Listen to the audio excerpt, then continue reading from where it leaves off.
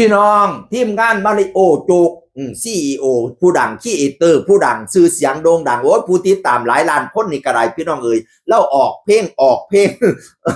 พูดอันไม่ใหญ่นักข่าวไม่ใหญ่นักข่าวตอนแรกแล้วกันโพสถามเนาะไม่ใหญ่นักข่าวเสียผู้เฒ่าทั้งไหนมารวมแสดง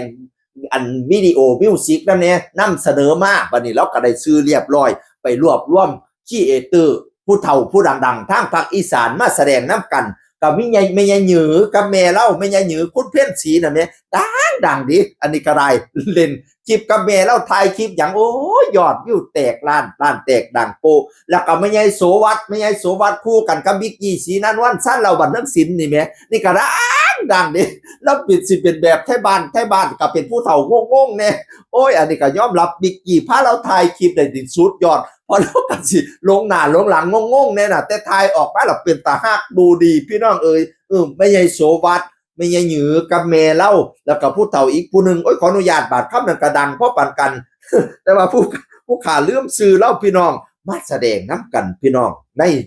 อันมิวสิกวิดีโอไม่ใช่นักข่าวเป็นผลงานของมาริโอโจ๊กพี่น้องเอ๋ยอุ้ยปุ่นอ่ะมาดแต่ละคนเลิศค่ะสุดยอดมาริโอแล้วว่าโอ้ยบอกเคยถ่ายมิวสิกวิดีโอเมียจังสี่จักรยาเมียน้ำควบคุมผู้เฒ่าโดยเฉพาะไม่ใช่โสวัดพะนะไม่ใช่โสวัดดิโอ้ยแล้วสิยากในจักหน่อยค่อยเห็นบิ๊กกี้สีนันวันถ่ายกับไม่ใช่โสวัดได้นี่สุดยอดอีหลีเด้อแล้วสิเป็นผู้ลงหน้าลงหลังเป็นผู้เบาเป็นตะพื้นอยากเบาหยังแล้ว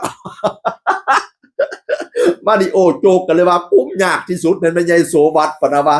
บัดนี้ผู้เฒ่ากับมาถ่ายคลิปเล่นคลิปหัวน้ำกันตลกโปกห้าเนาะไม่ใช่หยือนี่คอนเทนต์แล้วแห่งหลายอยู่แล้วพี่น้องเอ่ยถ่ายนั่นถ่ายนี่ผู้เฒ่าก็ถามข่าวกันเด้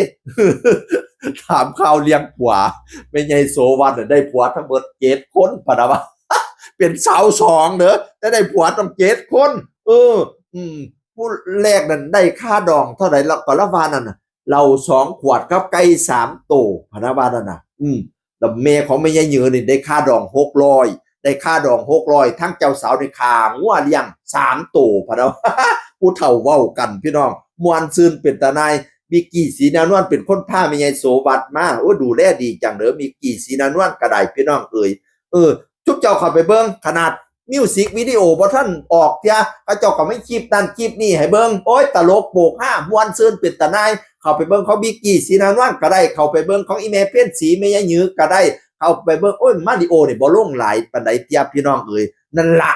ไปช่องเบิ่งนํกันรอดูผลงานไม่ใหญ่นักข่าวของมาริโอ